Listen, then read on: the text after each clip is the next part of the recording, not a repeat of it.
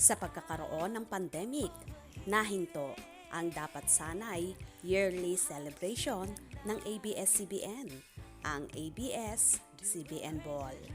Matagal-tagal na ring hindi nasisilayan ang ganitong kaglamorosong event at ngayon nga ay may inilabas na ang pamunuan ng kapamilya ng short video regarding sa magaganap sa event na ito.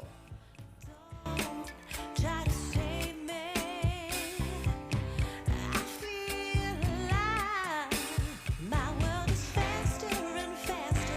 The tears and the laughter. I'm here for the ride. Yes, yes, I'm an emotional mess.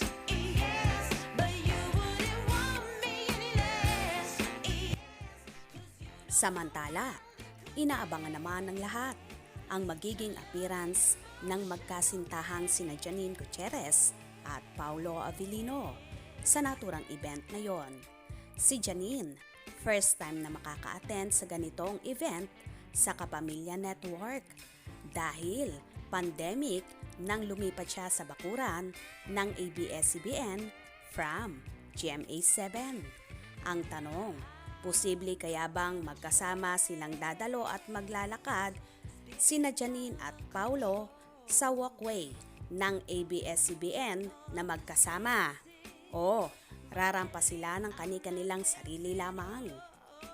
Pero for sure, maraming Paunin supporters ang aasa na magkasama at sabay na maglalakad ang magkasintahan na matagal-tagal na ring inaasam-asam na muli nilang makita na magkasama ang dalawa.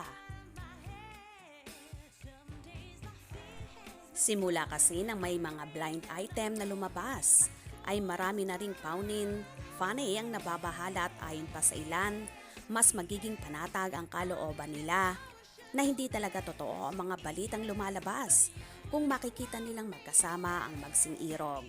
Marami kasi ang lumalabas na intriga na hiwalay na sila at may nagsasabi pa nga raw na inaas daw ng lumilipad na babae.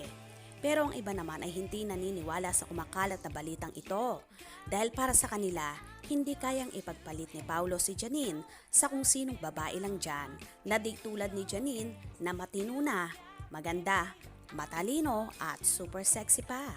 Kaya naman wala ka nang hahanapin pa at hinding-hinding pakakawalan ni Paulo ang aktres. Abay, may kasabihan nga na para siyang nagtapon ng napakagandang bigas kung pakakawalan niya pa ang dalaga. Anyway, for sure pasabog na naman ang magiging ABS-CBN Ball 2023. Kaya naman, tumutok at huwag pahuhuli.